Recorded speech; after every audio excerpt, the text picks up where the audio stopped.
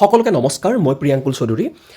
এই ভিডিঅ'টো গুৰুত্বপূৰ্ণ মই ভিডিঅ' নবনাওঁ বুলি ভাবিছিলোঁ কিন্তু বহুতৰে ৰিকুৱেষ্টত মই ভিডিঅ' লৈ আহিছোঁ বহুতে কৈছে যে দাদা আপুনি ভিডিঅ' বনাবই লাগিব কাৰণটো হ'ল কি আপোনাৰ ভিডিঅ'ৰ পৰা বহুত হেল্প হৈছে যে তথ্যবিলাক সঁচা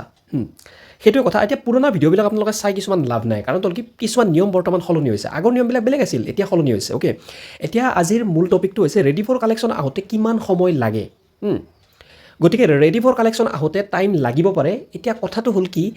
চাৰ্টিফিকেটখন এপ্লাই কৰিছোঁ ধৰক মই ছেপ্টেম্বৰ মাহত উদাহৰণ দিলোঁ ছেপ্টেম্বৰত এপ্লাই কৰিছোঁ এপ্লাই কৰাৰ পিছত ছেপ্টেম্বৰ অক্টোবৰৰ লাষ্টৰ ফালে কি আহিল মোৰ ডিক্লাৰেশ্যন লাগিব বুলি আহিল এতিয়া ডিক্লাৰেশ্যন কাক লাগিব যাৰ কেতিয়াবা বেক আছিল কিবা জঞ্জাত আছিল ৰিজাল্ট দেৰি কৰি পাইছিল কিবা হৈছিল তেতিয়া এখন ডিক্লাৰেশ্যন লাগে আজিকালি ডিক্লাৰেশ্যনৰ কাৰণে ইমান এটা চিন্তা কৰিবলগীয়া একো নাই অফিচিয়েলি দি দিয়ে ঠিক আছে চিম্পল মেটাৰ প্ৰথমতে ডিক্লাৰেশ্যন বিচাৰিব যদি কাৰো বেক একো যানজঁট নাই ৰিজাল্টৰ তেতিয়াহ'লে ডিক্লাৰেশ্যন নালাগে তেতিয়াহ'লে ডাইৰেক্ট পাই যাব ডাইৰেক্ট ৰেডি ফৰ কালেকশ্যন আহি যাব কিছুদিন পিছত এতিয়া কথাটো হ'ল কি ডিক্লাৰেশ্যন লাগিলেতো যাব লাগিব ইউনিভাৰ্চিটি যাই ডকুমেণ্টছখিনি দিব লাগিব তাৰপিছত তাক লগত ছাবমিট কৰিব লাগিব ডিক্লাৰেশ্যনখন আহোঁতে 2-3 দিন সময় লাগে ডকুমেণ্ট ছাবমিট কৰিব লাগিব তাৰপিছত ডিক্লাৰেশ্যন পাব সেইখিনি কথা জানে আপোনালোকে নিশ্চয় যদি নাজানে মোক জনাব মই এটা এক্সট্ৰাকৈ ডিক্লাৰেশ্যনৰ ওপৰত ভিডিঅ' বনাই দিম ঠিক আছে আগৰ নিয়ম বেলেগ আছিল আগতে সম্পূৰ্ণ বেলেগ আছিল আমি যেতিয়া চাৰ্টিফিকেট এপ্লাই কৰিছিলোঁ তেতিয়া আমাৰ ডিক্লাৰেশ্যন বেলেগ ছিষ্টেমত দিছিল আমি একদিনতে কিবা ডিক্লাৰেশ্যন উলিয়াই লৈ আহিছিলোঁ চহী কৰি কিবা এখন দিছিল এইটো টাইপ ৰাইটাৰে কৰি দিছিল সেই ছিষ্টেমটো নাই এতিয়া সলনি হ'ল অলপ গতিকে সেইবিলাক বস্তু মই দেখাম বাৰু ভিডিঅ'ত যদি বিচাৰে আপোনালোকে কিন্তু এতিয়া কথাটো হৈছে কি ৰেডি ফৰ কালেকশ্যন আহোঁতে কিমান টাইম লাগিব ৰেডি ফৰ কালেকশ্যন অহাৰ লগে লগে আমি চাৰ্টিফিকেটখন পাম ক'ত পাম আমি গুৱাহাটী ইউনিভাৰ্চিটি এডমিনিষ্ট্ৰেটিভ বিল্ডিং আৰু ছিকিউৰিটি ব্ৰাঞ্চত আমি তাতে লাভ কৰিম হয়নে তাতে কৈ দিলে হ'ল যে ৰেডি ফৰ কালেকশ্যন আহিছে আৰু যিখন পে'মেণ্ট ৰিচিপ্ট এটা যে নতুনকৈ জেনেৰেট হয় সেইখন লৈ গ'লে হৈ গ'ল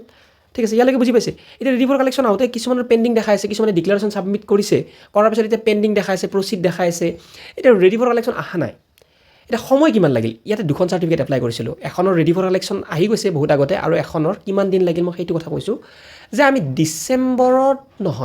নৱেম্বৰত দিছিলোঁ নৱেম্বৰৰ 22 তাৰিখ মানে আমি দিছিলোঁ ডিক্লাৰেশ্যন ছাবমিট কৰিছিলোঁ আজি জানুৱাৰীৰ 20 তাৰিখে আহি গ'ল ঠিক আছে নৱেম্বৰৰ 22 তাৰিখে আমি ছাবমিট কৰিছিলোঁ ডিক্লাৰেশ্যন তাৰপিছত ষ্টেটাছটো পেণ্ডিং দেখাইছিল পেণ্ডিং আৰু হ'ব আৰু তাৰপিছত প্ৰচিড দেখালে প্ৰচিড দেখাৰ পিছত এতিয়া ৰেডি ফৰ কালেকশ্যন আজি আহিছে আজি 20 তাৰিখ আজি আহি গ'ল গতিকে সময় এই সময় লাগে 1 মাহ বা কেতিয়াবা 15-20 দিনতো হৈ যায় যেতিয়া কাম বেছি নাথাকে আৰু যদি কাম বেছি থাকে তেতিয়াহ'লে অলপ সময় লাগে 1 মাহ 1.5 মাহৰ ভিতৰত ওলাইয়ে যায় ৰেডি ফৰ কালেকশ্যন আৰু যেতিয়া ছিকিউৰিটি ব্ৰাঞ্চত যাই লৈ ল'ব পাৰিম এইখিনিয়ে আছিল আৰু যদি কিবা জানিবলগীয়া আছে আপোনালোকৰ নিশ্চয় কমেণ্ট কৰিব পাৰে মই বাৰু বেছি ভিডিঅ' নবনাওঁ আজিকালি তথাপিও মই উত্তৰবিলাক দি যাম যিমানলৈকে পাৰোঁ ঠিক আছে ধন্যবাদ ভিডিঅ'টো চোৱাৰ বাবে আপোনালোকে প্ৰিয়াংকুল চৌধুৰীৰ আজিৰ ভিডিঅ'টো চাই কেনেকুৱা পালে আমাক জনাবলৈ নাপাহৰিব লগতে আপোনালোকৰ যদি কিবা সমস্যা আছে তেতিয়াহ'লে আমাক জনাবলৈ শংকাবোধ নকৰিব